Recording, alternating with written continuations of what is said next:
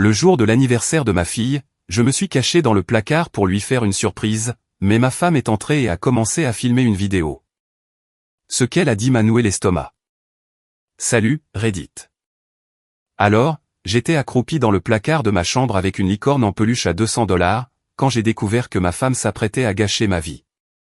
C'était le 20 octobre, le 6e anniversaire de ma fille est là. J'étais coincé là-dedans depuis 20 minutes, mes jambes commençaient à s'engourdir, et j'attendais de bondir pour la surprendre quand elle rentrerait de chez sa grand-mère. Le placard empestait les vieilles chaussures de sport et la poussière. J'étais coincé entre des manteaux d'hiver et ces bacs de rangement que l'on jure de trier un jour sans jamais y toucher. Je me sentais ridicule, mais aussi assez excité, parce qu'elle était obsédée par cette licorne spécifique crinière arc-en-ciel, corne étincelante, la totale depuis l'été.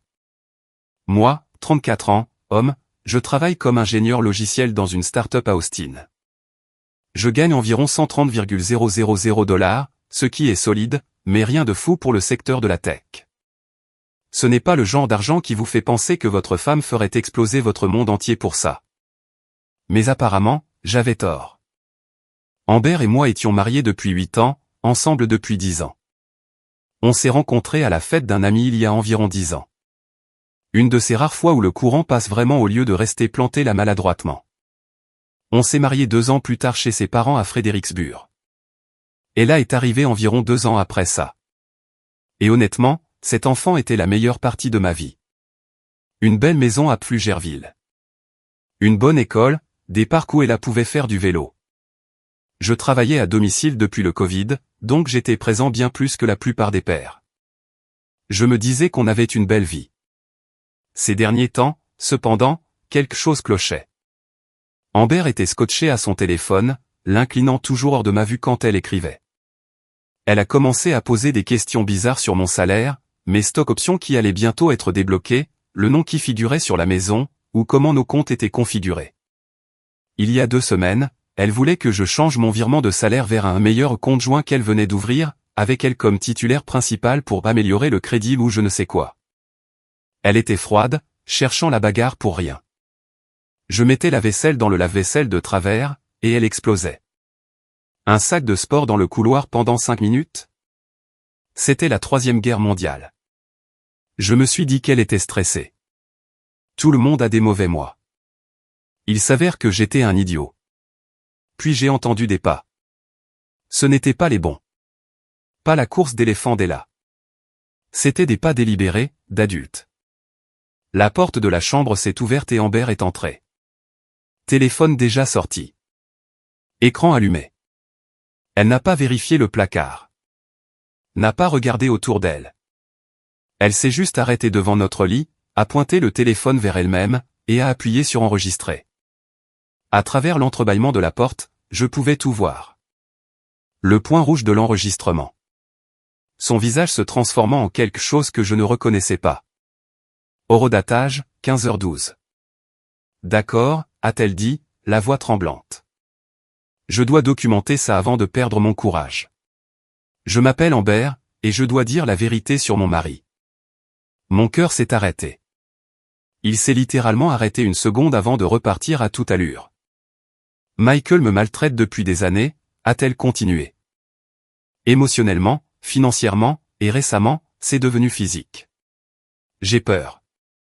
Je suis terrifié, mais je dois protéger ma fille avant qu'il ne soit trop tard. Je suis là, accroupi, tenant cette stupide licorne en peluche, et mon cerveau n'arrive pas à traiter ce que j'entends.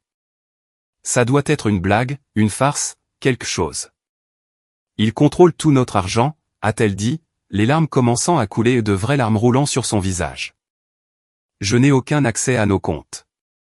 Il surveille tout ce que je fais. Il suit mon téléphone, lit mes messages, et ne me laisse pas voir ma famille sans sa permission. Nous avions tout en commun. Elle avait ses propres cartes de crédit, 2 d'ailleurs. Elle voyait sa mère tous les dimanches, déjeunait avec sa sœur chaque semaine. Je n'avais jamais suivi son téléphone ni lu ses textos. J'arrivais à peine à suivre mes propres messages. Hier, a-t-elle dit, la voix se brisant, il m'a attrapé le bras si fort qu'il a laissé des bleus. Elle a relevé sa manche. Même de mon angle dans le placard, je pouvais les voir. Des marques violet foncé, fraîches, d'apparence violente, le genre qui ferait dire à n'importe qui, quelqu'un lui a vraiment fait mal. Sauf que je ne l'avais jamais touché. Pas une seule fois en 10 ans.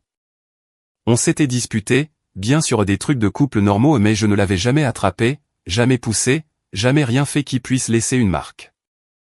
J'enregistre ceci parce que je ne sais pas si je survivrai assez longtemps pour le dire à quelqu'un en personne, a-t-elle dit en pleurant plus fort. S'il m'arrive quelque chose, si je disparais ou si je finis à l'hôpital ou pire, s'il vous plaît, sachez que Michael a fait ça. S'il vous plaît, protégez ma fille. S'il vous plaît, ne le laissez pas s'en tirer. Elle a appuyé sur stop. Le voyant d'enregistrement s'est éteint. Elle est restée là, a essuyé ses yeux, a pris une inspiration. Puis elle a regardé l'écran, a froncé les sourcils, et a appuyé sur enregistrer à nouveau. Même performance, timing différent pour les larmes.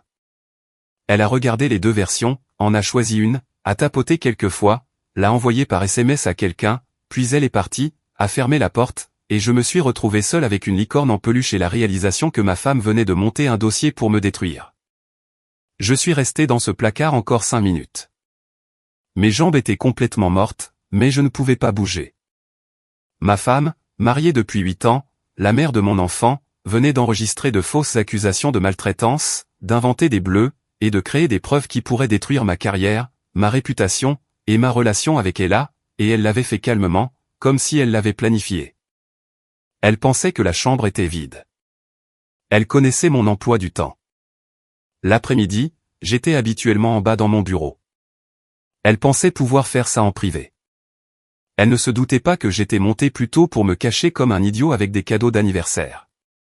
Si je n'avais pas été là, j'aurais été foutu.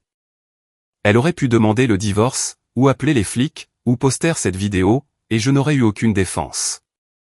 Aucun avertissement, aucune preuve qu'elle mentait. Mais je l'avais vu. J'avais été témoin de toute la scène. Maintenant, je devais juste trouver quoi faire. J'ai attendu d'entendre qu'elle redescende, d'entendre la télé ou une émission de HGTV qu'elle aimait. Puis je suis sorti en rampant comme un cambrioleur dans ma propre maison. J'ai laissé la licorne sur le lit, et j'ai attrapé mon téléphone. Mes mains tremblaient tellement que je pouvais à peine le déverrouiller. J'ai commencé à enregistrer immédiatement, capturant tout ce que je pouvais voir. J'avais besoin de prouver que j'étais physiquement présent. Je suis allé à mon bureau, j'ai verrouillé la porte, et j'ai ouvert notre compte iCloud partagé. Amber et moi l'avions configuré il y a des années pour les photos et les sauvegardes. Une de ces choses que l'on configure une fois et qu'on oublie. Je l'avais utilisé peut-être 2 fois depuis, mais nous ne l'avions jamais désactivé. Je me suis connecté. Demande d'authentification à 2 facteurs. Code envoyé sur le téléphone d'Amber. Impasse. J'ai réessayé. Même chose. Sa sauvegarde était cryptée avec un mot de passe séparé. Je ne le connaissais pas. Appareil non approuvé. Tout était verrouillé derrière des murs que je ne pouvais pas franchir depuis mon bureau. Mais alors je me suis souvenu du vieil iPad, la tablette de cinéma d'Ella qui restait branchée en bas. Amber l'avait configurée il y a des années. Elle n'avait jamais pris la peine de se déconnecter. Je suis descendu furtivement pendant qu'elle était dans la cuisine. J'ai attrapé l'iPad dans le salon. Cet iPad était déjà un appareil de confiance sur son identifiant Apple. Pas d'invite, pas de 2FA, juste ces affaires qui étaient là. E-message était synchronisé. Pas tout, mais assez. Des aperçus de messages, des conversations récentes, quelques photos. Ce que j'ai trouvé m'a donné envie de vomir. Des échanges de SMS avec sa sœur, Rebecca. Des fragments, mais accablants. Les messages étaient codés, prudents, comme si elle savait qu'il ne fallait pas tout écrire noir sur blanc. Tu fais toujours le truc du plan de sécurité, a écrit Rebecca lundi. Ouais, j'ai fait les photos. Elles ont l'air légitimes. N'en mets pas trop par écrit. Un autre échange de la semaine dernière, assure-toi de tout documenter avant que le maquillage ne doive être refait. Maquillage. Le mot m'a frappé comme un coup de poing dans le ventre. Ce n'était pas de vrais bleus. Quelqu'un les avait créés. Ma vision s'est brouillée. J'ai cru que j'allais vraiment vomir. Ce n'était pas une question de peur. Ce n'était pas une question de sécurité. C'était coordonné, planifié, et d'après le timing juste avant que mes stocks options ne soient débloqués en novembre, d'une valeur d'environ 80 000 $, c'était une question d'argent. J'ai continué à faire défiler ce à quoi je pouvais accéder. J'ai trouvé un texto d'il y a 2 semaines. Le timing est primordial. Tu ne veux pas bouger trop tôt. Je sais. J'attends la mi-novembre. Ensuite, tout se passera en même temps. Elles n'ont jamais dit divorce ou garde directement, mais l'image était assez claire. Puis j'ai trouvé quelque chose de pire. Un message du 12 octobre. Et pour elle? Tu penses qu'elle te soutiendra? J'y travaille. Elle a 6 ans. Facile à guider. Je l'emmène voir quelqu'un la semaine prochaine. Voir ce qu'elle retient. Ma fille.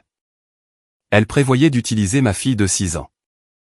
Lui faire répéter des choses à un thérapeute qui documenterait cela comme preuve. Je n'arrivais plus à respirer. Mes mains ne s'arrêtaient pas de trembler, mais j'avais besoin de plus. Ces fragments n'étaient pas suffisants, trop vagues, trop faciles à nier. J'avais besoin de toute la situation. Puis j'ai trouvé quelque chose dans l'aperçu de ces emails. Une correspondance avec quelqu'un d'un cabinet d'avocats. Des objets comme « consultation initiale » et « discussion sur le calendrier » remontant à 2 mois. Je ne pouvais pas lire les emails complets, mais les en-têtes m'en disaient assez. Elle parlait à un avocat spécialisé dans le divorce depuis des mois, planifiant tout ça pendant que j'étais complètement ignorant. J'ai aussi repéré un brouillon dans son application Notes synchronisée sur l'iPad. Juste un titre et quelques puces visibles dans l'aperçu « Aidez-moi et ma fille ». Des montants cibles. Des notes sur les frais juridiques et les coûts de déménagement. L'ossature d'une page de collecte de fonds. Elle allait me démolir, prendre ma fille, voler mon argent, et ensuite financer sa nouvelle vie par le financement participatif basé sur des mensonges. Et elle planifiait ça depuis des mois. Mais je n'avais pas encore l'image complète. Juste des morceaux, des fragments qui pourraient être justifiés. J'avais besoin que tout soit documenté correctement, légalement, d'une manière qui tiendrait au tribunal. Cela signifiait que j'avais besoin d'une aide professionnelle. Mon téléphone a vibré. Texto d'Amber. À quelle heure tu récupères Ella chez ta mère? La fête commence à 17 h. Le ton décontracté, comme si tout allait bien. Comme si elle ne venait pas d'enregistrer une vidéo pour mettre fin à ma vie il y a 20 minutes. J'ai fixé ce texto. La fête d'anniversaire, c'est vrai? C'était censé célébrer les 6 ans de notre fille, gâteaux et cadeaux et enfants courant partout. Au lieu de cela, je regardais la preuve que ma femme prévoyait de me détruire. Je ne pouvais pas aller chercher Ella. Pas encore. Pas tant que je n'avais pas de plan. J'ai répondu, en retard sur un appel pro. Tu peux aller la chercher? Je te retrouve à la maison. D'accord. Un mot. Aucune émotion. Aucune question sur quelle urgence professionnelle je pouvais avoir un vendredi après-midi. J'ai attendu d'entendre sa voiture partir. Puis j'ai commencé à sauvegarder tout ce à quoi je pouvais accéder. Capture d'écran des aperçus de messages, photos du brouillon de notes, en tête de mai. J'ai tout sauvegardé à plusieurs endroits. Stockage cloud, disque physique, copies envoyées par email à 3 adresses différentes. Si ça tournait mal, j'avais besoin de quelque chose, même si ce n'était pas encore l'image complète. Le temps que je finisse, il était 16h35. La fête était dans 25 minutes. Je devais me ressaisir. Je devais descendre et agir normalement, sourire, et chanter joyeux anniversaire pendant que ma femme couperait le gâteau et jouerait la mère aimante. Faire semblant de ne pas savoir que mon mariage était un mensonge et que ma liberté était en jeu. Je suis allé aux toilettes, je me suis aspergé le visage d'eau, je me suis regardé dans le miroir. J'avais l'air de quelqu'un qui avait reçu un coup de pied dans l'estomac, ce qui, émotionnellement, était le cas. Je suis descendu. Amber était dans la cuisine en train de tout installer. Elle accourait dans le salon dans sa robe d'anniversaire rose avec des licornes excitée et ignorante que sa mère prévoyait de l'utiliser contre moi. « Papa » a-t-elle crié en me voyant, courant pour serrer mes jambes. Elle m'arrivait à peine à la taille. « C'est quand ma surprise? » Tu as dit que j'avais une surprise. Je me suis agenouillé et je l'ai serré dans mes bras. J'ai essayé de ne pas montrer que je me brisais de l'intérieur. Après le gâteau, ma chérie. Après le gâteau. Elle a fait la moumée à accepter. Les enfants de cet âge croient tout ce que vous dites. Ils vous croient. Ils pensent que les adultes ont tout compris. Amber regardait depuis la cuisine, l'expression vide, neutre. Je me demandais si elle pensait à son plan, au moment où elle déposerait le dossier, appellerait les flics et posterait cette vidéo. Ce soir-là, après qu'Ella soit allée au lit, après le papier cadeau et les restes de gâteau, après que je lui ai donné la licorne et regardé son visage s'illuminer, je savais que je devais agir vite. Je ne pouvais pas laisser cela se dérouler selon le calendrier d'Amber. Je ne pouvais pas attendre qu'elle dépose de faux rapports, obtienne une ordonnance restrictive, et prenne ma fille avant que je ne comprenne ce qui m'arrivait.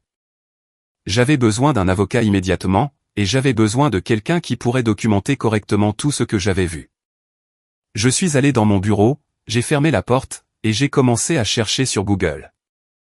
J'ai trouvé un cabinet de droit de la famille qui traitait les fausses allégations et l'aliénation parentale. J'ai appelé leur ligne d'urgence à 22h47. Mon avocate a rappelé à 23h23. Je lui ai tout raconté. Elle est allée droit au but. Si Amber dépose le dossier en premier et obtient une ordonnance de protection, je perds l'accès à Ella immédiatement. Même avec la preuve qu'elle ment, cela prend des mois à réparer, et d'ici là, les dégâts sont permanents. Nous devions tout préserver correctement avec un expert en informatique légale. Déposer une requête d'urgence en premier.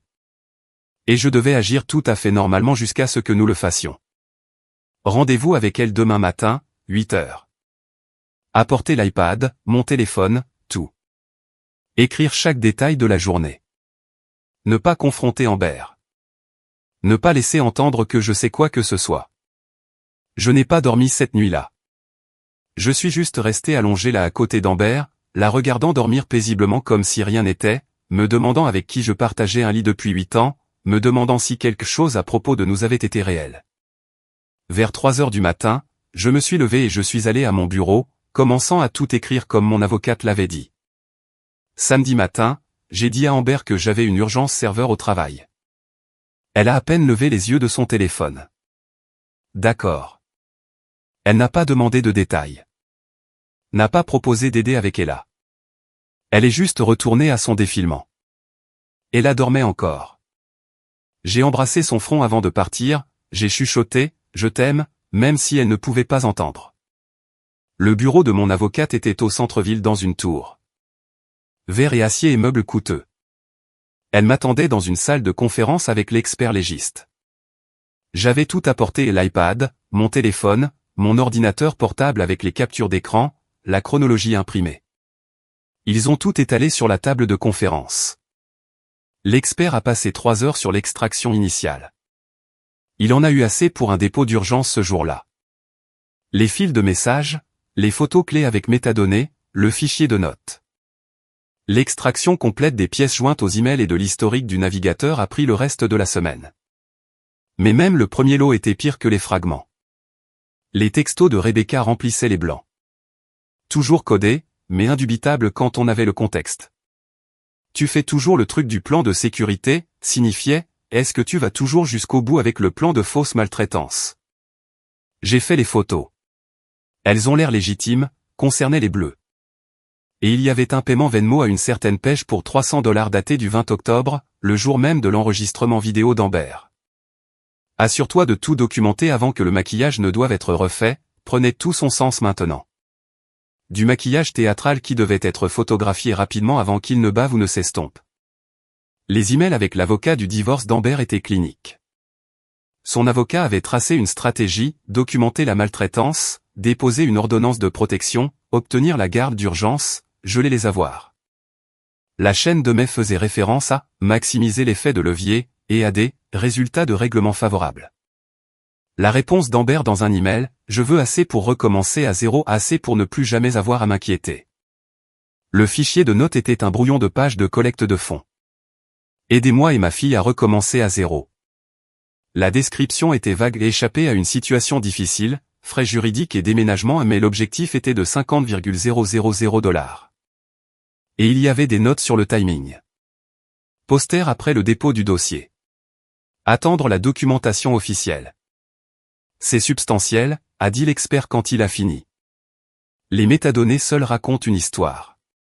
Paiement à Pege le 20 octobre, le même jour que l'enregistrement vidéo. Brouillon de page de collecte de fonds créé le 8 octobre. Modifié le 15 octobre. Correspondance par email avec l'avocat commençant en août. C'était planifié depuis des mois. Est-ce suffisant? J'ai demandé à mon avocate. C'est une preuve circonstancielle solide. Le paiement à Pege est clé. Nous devrons l'identifier et voir si elle coopérera. Mais même sans son témoignage, le schéma est clair. Nous déposons une motion d'urgence ex parte pour la garde temporaire basée sur l'aliénation parentale et l'intention de tromper la cour. Est-ce que ça va marcher? Nous avons des preuves solides, mais les juges des affaires familiales sont prudents. Ils ont vu de vraies maltraitances, de vrais dangers. On pourrait tomber sur un juge qui commence par être sceptique, qui veut plus de preuves avant d'agir. Ce n'est pas gagné d'avance. Quelles sont les chances? 60/40e en notre faveur avec ce que nous avons maintenant. Mieux si nous pouvons obtenir la confirmation de la maquilleuse. La requête a été déposée à midi. Audience d'urgence prévue pour lundi matin, 9 h. Le juge assigné à notre affaire est connu pour être sceptique envers les pères dans les conflits de garde, protecteur envers les mères par défaut. Mon avocate a dit, il va nous faire travailler pour l'obtenir. Il posera des questions difficiles. Il pourrait ne pas accorder tout ce que nous voulons à la première audience, mais si nos preuves tiennent, il devra agir. Elle a expliqué les prochaines étapes. Nous présentons nos preuves. Votre femme est notifiée dimanche soir, demain soir. Cela lui donne un minimum de temps pour se préparer ou riposter. Le juge rend une décision préliminaire sur la garde en attendant le procès complet. Et en attendant, installez des caméras à chaque entrée. Les horodatages des caméras de porte peuvent vous sauver. Enregistrez toutes les interactions. Le Texas est un État à consentement unique, vous n'avez pas besoin de sa permission. Et évitez d'être seul avec elle n'importe où sans caméra ou témoin. Si elle est assez désespérée pour simuler des bleus, elle pourrait essayer de créer une situation réelle où elle peut appeler les flics. Cela ne m'était même pas venu à l'esprit. Ma femme pourrait en fait essayer de provoquer quelque chose qu'elle pourrait documenter. Je suis rentré à la maison samedi après-midi et j'ai fait semblant que tout était normal. J'ai aidé à préparer le dîner. J'ai joué avec Ella. J'ai tout enregistré sur mon téléphone, des mémos vocaux tournant constamment dans ma poche. Dimanche matin, Amber a dit qu'elle avait mal à la tête et qu'elle avait besoin de repos. Elle a pris son téléphone et s'est enfermée dans notre chambre pendant 3 heures. Je savais ce qu'elle faisait. Se préparer, se coordonner avec Rebecca et son avocat. Peut-être déposer ses propres rapports pour devancer tout ce qu'elle pensait que je pourrais faire. À 18 h dimanche, mon avocate a envoyé un texto, elle a été notifiée. L'huissier l'a trouvée chez sa sœur il y a 1 heure. J'étais dans la cuisine en train de préparer un goûter pour Ella quand Amber a franchi la porte d'entrée. Papier en main, visage pâle. Elle est restée là à me fixer. Qu'est-ce que c'est, Michael? J'ai gardé ma voix calme. Je me suis souvenu que j'enregistrais. Audience de garde d'urgence demain matin. Tu essaies de me prendre Ella. Voix qui monte. J'essaie de la protéger. La protéger de quoi? De moi étant une bonne mère? Tu es fou. Elle cherchait son téléphone. Probablement pour appeler son avocat. Juste pour que tu saches, ai-je dit prudemment, tout ce que tu dis en ce moment pourrait être utilisé au tribunal demain. Tu voudras peut-être parler à ton avocat avant de dire quoi que ce soit d'autre. Sa main s'est figée. Elle m'a fixé, et pour la première fois, j'ai vu une vraie peur. Elle a réalisé que je savais quelque chose. Peut-être pas tout, mais assez pour demander la garde d'urgence. Assez pour être une menace. J'ai de la documentation, Amber, ai-je dit doucement. Des choses que tu as planifiées. Tu devrais parler à ton avocat. Son visage est devenu blanc, puis rouge, puis blanc à nouveau. Tu as fouillé dans mes affaires. Tu as violé ma vie privée. J'ai accédé à des appareils. Nous partageons un iPad familial. Des comptes partagés. Mon avocate a confirmé ce à quoi je pouvais légalement accéder. Elle a ouvert la bouche. Rien n'est sorti. Je ne peux pas te parler maintenant, a-t-elle finalement dit. J'appelle mon avocat. Elle est montée, j'ai entendu la porte de notre chambre claquer, entendu sa voix à travers les murs, en colère et paniquée. Elle parlait à son avocat. J'ai envoyé un texto à mon avocate, elle sait. Elle appelle son avocat. Elle a répondu immédiatement, bien. Laisse-la paniquer. La panique rend les gens négligents. Enregistre tout. À demain à 8h30. Lundi matin, j'ai mis mon meilleur costume. Bleu marine, chemise blanche, cravate rouge ou une armure pour le tribunal. Amber était déjà habillée quand je suis descendu. Chemisier crème, pantalon noir. Nous n'avons pas parlé. Ma mère a récupéré Ella à 7h30. Je l'ai tenue peut-être une seconde de trop quand je l'ai serrée dans mes bras pour lui dire au revoir. Le tribunal était au centre-ville. Vieux bâtiment, boiserie, lumière fluorescente, ça sentait le café et le stress. Amber était là avec son avocat. L'avocat avait l'air cher, costume de créateur, cheveux parfaits, le genre d'avocat qui facture $600 de l'heure. Nous sommes entrés dans la salle d'audience. Le juge qui présidait avait 62 ans, selon le briefing de mon avocate, connu pour être minutieux et sceptique envers les deux parties. Pas le juge compatissant que nous espérions. Le juge a regardé les deux parties par-dessus ses lunettes. Ceci est une requête d'urgence. Je vais avoir besoin de preuves convaincantes pour prendre des mesures d'urgence. Maître, procédez. Mon avocate s'est levée. Votre honneur, nous avons une documentation complète montrant que la défendresse a fabriqué de fausses preuves de violence domestique et se prépare à coacher l'enfant mineur pour qu'il fasse de fausses déclarations contre son père. Nous demandons la garde temporaire d'urgence. L'avocat d'Amber a répliqué, Votre honneur, ceci est un dépôt de représailles par un mari qui a accédé illégalement aux communications privées de sa femme. Ma cliente est une victime de violence cherchant à se protéger elle et sa fille. L'expression du juge était illisible. Voyons les preuves. Et maître, il a regardé mon avocate, je voudrais entendre comment ces preuves ont été obtenues.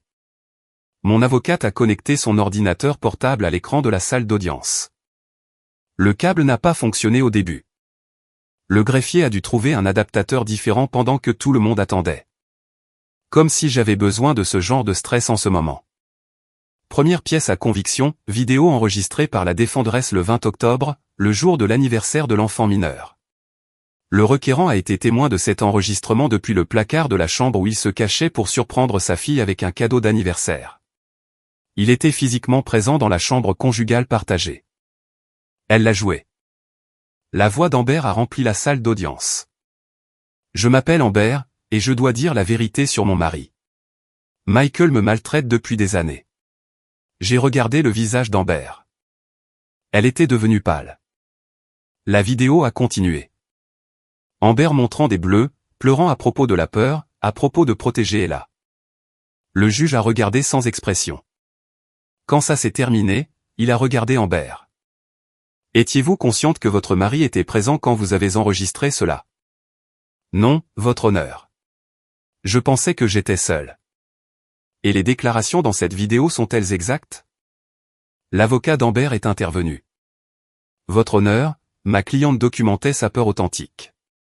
J'ai posé la question directement à la défendresse. Amber a hésité. J'avais peur. J'essayais de me protéger. Ce n'est pas ce que j'ai demandé. Votre mari vous a-t-il physiquement maltraité comme indiqué dans cette vidéo? Pause plus longue.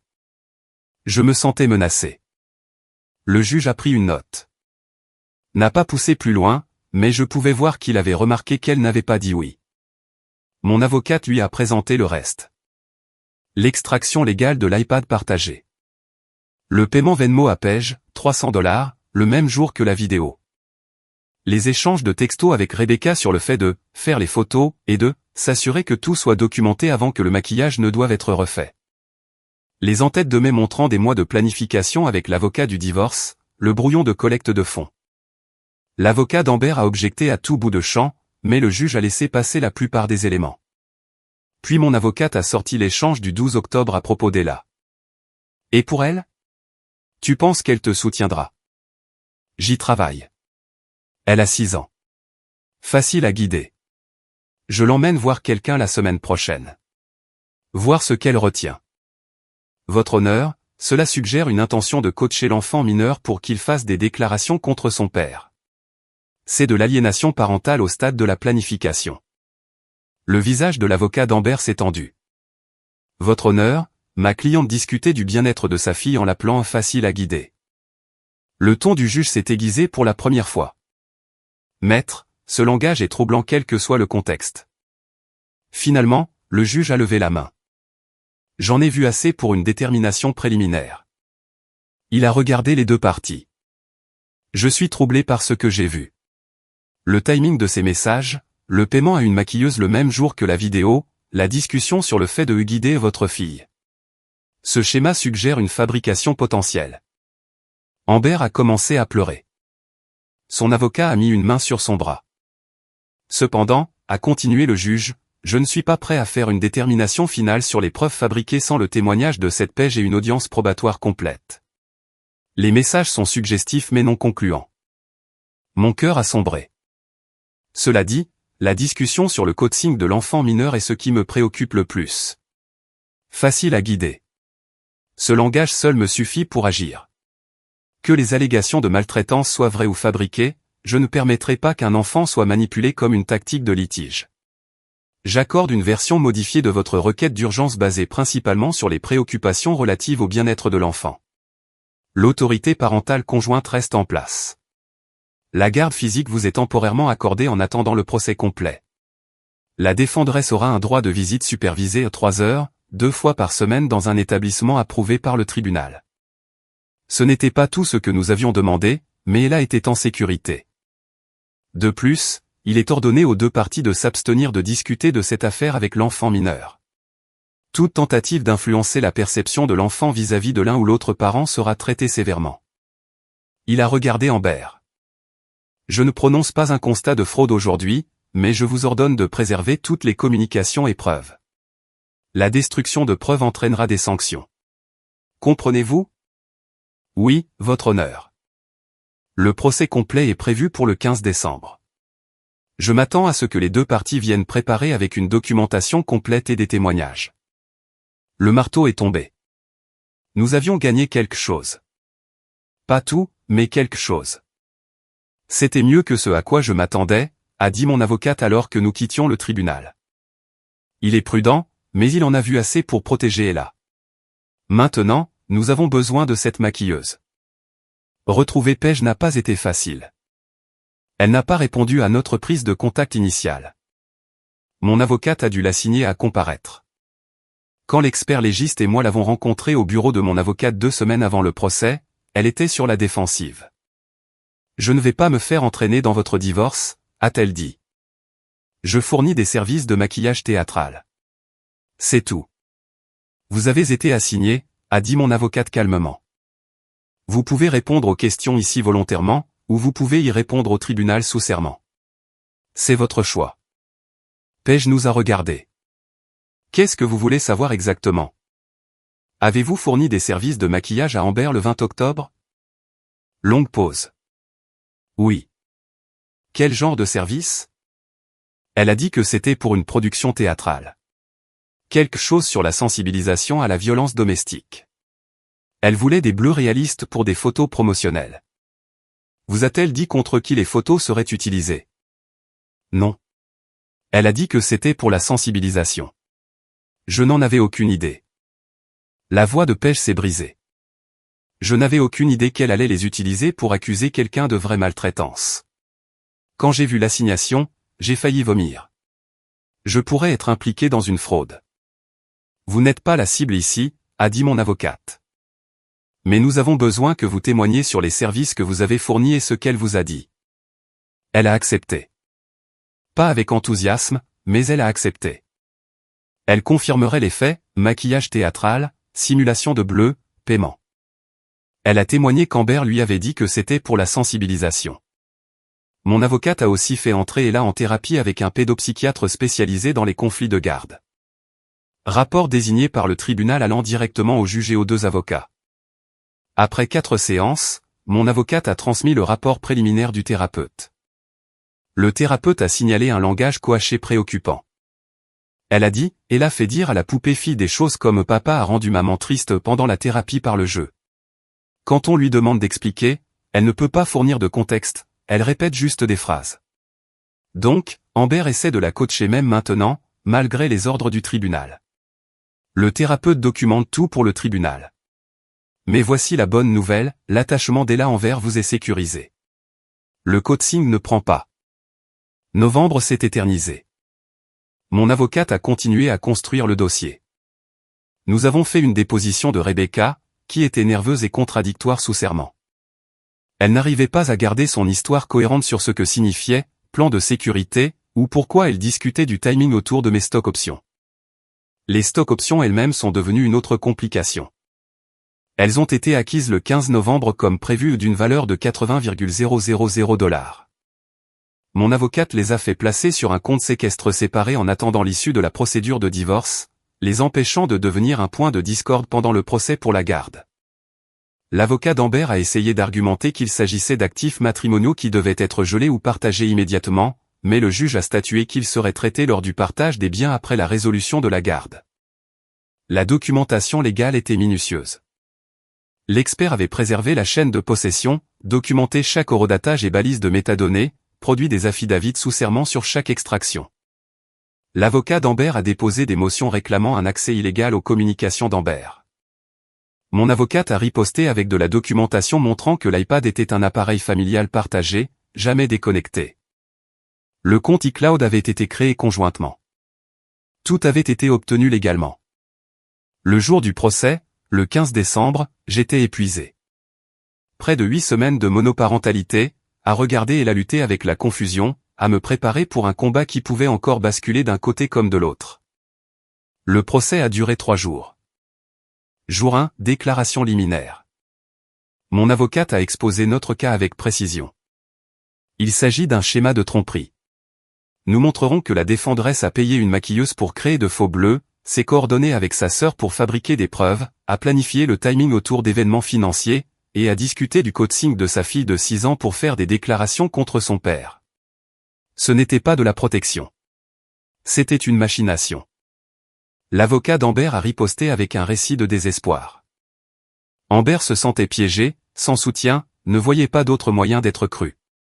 Ses méthodes étaient imparfaites, mais sa peur était réelle. Jour 2, nos preuves. Mon avocate m'a appelé en premier. J'ai témoigné sur le fait de m'être caché dans le placard, d'avoir vu Amber enregistrer la vidéo, le processus de découverte par la suite. L'avocat d'Amber a mené un contre-interrogatoire difficile. N'est-il pas vrai que vous surveillez les communications de votre femme à son insu? J'ai accédé à un iPad familial partagé qui était connecté à des comptes que nous avons configurés ensemble. N'est-il pas vrai que vous avez engagé un spécialiste légiste spécifiquement pour fouiller dans ces messages privés? J'ai engagé un spécialiste pour documenter correctement les preuves de fraude planifiées contre moi. Elle a essayé pendant 1 heure de me peindre comme contrôlant, surveillant, envahissant la vie privée. Je suis resté calme et factuel. Mon avocate m'avait bien préparé. Mon avocate a appelé l'expert légiste ensuite. Ce n'était pas un flic ou un hacker ou quoi que ce soit que les gens imaginent. Juste un gars en polo avec un classeur plein de pièces à conviction. Il a passé en revue l'analyse légale, les horodatages, les métadonnées, la chaîne de possession, comment il a préservé les données de manière ennuyeuse et légale. Méthodique et dévastateur précisément parce que c'était si sec. Paige a témoigné en 3e. Nerveuse, mais elle a tenu bon. J'ai fourni des services de maquillage théâtral à Amber le 20 octobre. Elle m'a dit que c'était pour un projet de sensibilisation à la violence domestique. Elle voulait des bleus qui avaient l'air réalistes. Je les ai créés en utilisant des techniques de maquillage de scène. Elle a montré des photos de comparaison. Les bleus dans la vidéo d'Amber à côté d'échantillons de son travail. Même technique. Je n'avais aucune idée qu'elle prévoyait de les utiliser pour accuser son mari de maltraitance. Si j'avais su, je ne l'aurais jamais fait. L'avocat d'Amber a essayé de la saper. N'est-il pas possible que vous vous souveniez mal? Je me souviens clairement. Elle a dit sensibilisation. Elle a dit théâtre. Elle n'a rien dit sur le fait d'accuser quelqu'un de vraie maltraitance. Le thérapeute pour enfants a témoigné sur les séances de conseil d'Ella. Les phrases coachées, la preuve de tentative continue d'aliénation parentale malgré l'ordonnance du tribunal. La défendresse a utilisé à plusieurs reprises le temps de visite pour influencer la perception de sa fille envers son père. Cela constitue une manipulation émotionnelle d'un enfant mineur. Jour 3, le tour d'Amber. Son avocat l'a mise à la barre. Elle a témoigné sur le fait de se sentir piégée, de me craindre, de faire ce qu'elle pensait nécessaire pour se protéger elle et Ella. Puis mon avocate a mené le contre-interrogatoire. Vous avez témoigné que vous craignez votre mari. Pourtant, dans votre texto avec votre sœur, vous avez discuté du timing du divorce autour de la date de déblocage de ses stock options. Pourquoi quelqu'un qui a peur serait-il concentré sur le timing financier? Je devais m'assurer que je pouvais subvenir à mes besoins et à ceux de ma fille. Vous avez écrit que votre fille était facile à guider. Que entendiez-vous par là? Amber a regardé son avocat. Son avocat a hoché légèrement la tête. Je voulais dire qu'elle est jeune. Je m'inquiétais de la façon dont cela l'affecterait. Mais vous ne vous inquiétiez pas de l'affecter vous-même en la coachant pour dire des choses contre son père? Je ne l'ai jamais coaché. Mon avocate a sorti le témoignage du thérapeute sur les phrases qu'elle a répétées. Le thérapeute a documenté votre fille disant « Papa a rendu maman triste pendant la séance ». Des phrases qu'elle ne pouvait pas expliquer ou pour lesquelles elle ne pouvait pas fournir de contexte. Comment a-t-elle appris à dire ces choses? Les enfants ressentent l'attention. Votre texto disait que vous y travaillez. Travailler à quoi, exactement? Le calme d'Amber s'est fissuré. J'essayais de l'aider à comprendre. Comprendre quoi? Que vous vouliez qu'elle dise des choses contre son père? Ce n'est pas. Je n'ai pas, l'avocat d'Amber a objecté. L'avocate harcèle le témoin. Le juge a rejeté l'objection. Le témoin peut répondre. Amber a regardé la salle d'audience, moi, ses mains. J'avais peur, a-t-elle finalement dit. Je ne pensais pas que quelqu'un me croirait sans preuve. Alors, vous avez créé des preuves. De fausses preuves. Est-ce exact? Long silence. Je documentais mon expérience. Votre expérience de bleu qu'une maquilleuse a créée? Je ne. Ce n'est pas, elle a regardé son avocat. Je sentais que j'avais besoin de preuves de ce que je traversais, mais les bleus n'étaient pas réels. La peur était réelle. Mon avocate a laissé cela flotter, puis a sorti le texto sur le fait de « faire les photos », daté du 20 octobre.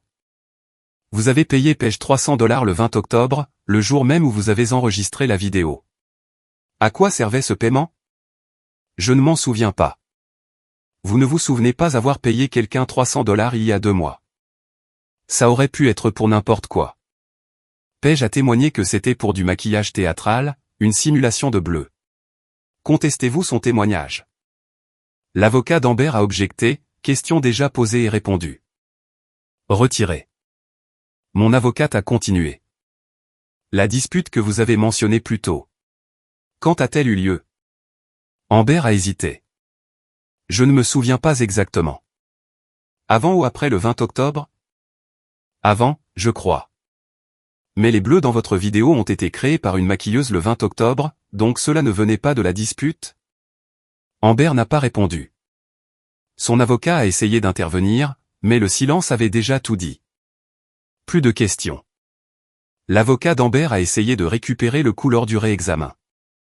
Amber s'est tenue à son histoire effrayée, désespérée, essayant de se protéger mais elle s'était contredite 3 fois. Elle ne pouvait pas expliquer le paiement, ne pouvait pas expliquer le timing. Les textos et le témoignage de Page remplissaient ce qu'elle ne voulait pas dire. Plaidoirie finale. Mon avocate a exposé la chronologie. Planification commençant en août. Maquilleuse le 20 octobre. Enregistrement vidéo le même jour. Tentative de coaching. Brouillon de collecte de fonds. Un schéma systématique pour voler la garde et l'argent par la fraude. L'avocat d'Amber a plaidé le désespoir, la peur, une femme qui a fait de mauvais choix mais ne méritait pas de perdre sa fille. Le juge n'a pas fait le truc de la télé où tout le monde allait et la caméra zoom.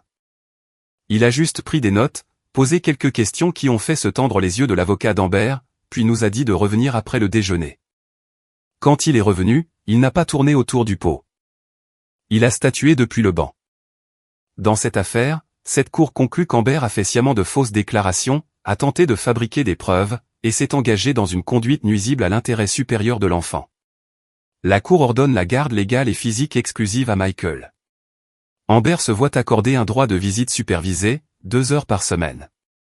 Je suis resté assis là, essayant de me sentir victorieux. Elle a été en sécurité. C'était ce qui comptait. Je l'ai croisée à l'extérieur du tribunal près de la sortie. Je me dirigeais vers le parking quand j'ai entendu mon nom. Calme, presque avalé par le vent. Je me suis retourné. Amber se tenait là, peut-être à 6 mètres, seule sur les marches du tribunal, l'air plus petite que je ne l'avais jamais vue. Son avocat coûteux était parti. Rebecca n'était pas avec elle, juste Amber, ses yeux étaient enflés, le mascara ruiné, les mains tremblantes sur les côtés. Elle a marché vers moi lentement, comme si elle n'était pas sûre que ses jambes tiendraient. Pendant une seconde, juste une seconde, elle a presque semblé humaine à nouveau. Michael, sa voix s'est brisée. J'ai tout gâché. Je n'ai rien dit, je suis juste resté là à attendre. Elle s'est rapprochée, assez près pour que je puisse voir à quel point elle essayait de tenir bon. S'il te plaît, a-t-elle dit.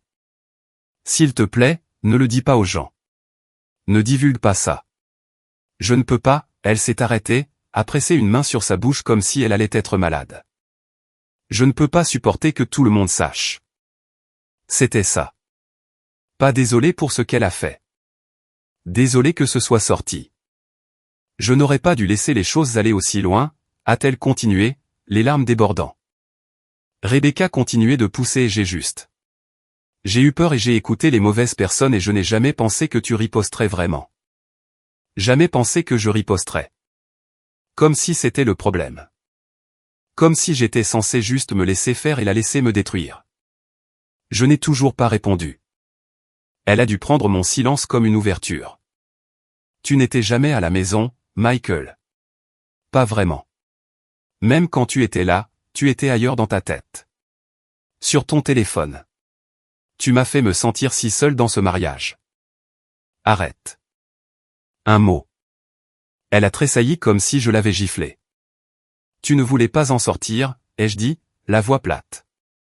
Tu voulais une histoire où je ne pourrais pas me défendre. Son visage s'est chiffonné. Plus de larmes dépleurent-les maintenant. Le genre qui fait se tordre tout votre visage. Ce n'est pas « je n'ai jamais voulu te faire de mal ». Tu voulais mon argent. Tu voulais ma fille. Tu voulais réduire mon nom en cendres et lever des fonds sur les décombres. C'est ma fille aussi. Le chagrin a basculé dans la colère aussi vite que ça. Tu penses que tu vaux mieux que moi. Tu penses qu'un juge disant des mots fait de toi le père de l'année? Quand elle sera plus grande, je lui dirai tout. Je lui dirai ce que tu m'as fait, ce que tu es vraiment. Et voilà, le masque tombait. Toujours en train d'essayer d'utiliser Ella comme une arme. Même maintenant, même après tout ça. Je l'ai regardé. Vraiment regardé. 8 ans de mariage, 10 ans ensemble, et je ne ressentais rien. Pas de colère, pas de tristesse. Juste fini. Toute communication passe par l'application parentale, ai-je dit. Ou par les avocats. C'est tout. Elle a commencé à dire autre chose. Je ne l'ai pas entendu. J'étais déjà en train de m'éloigner. J'ai sorti mon téléphone, appelé ma mère.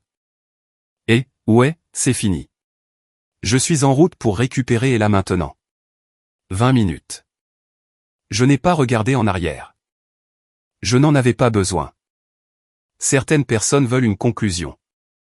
Je voulais juste que ma gamine soit attachée dans son siège auto et loin de tout ça.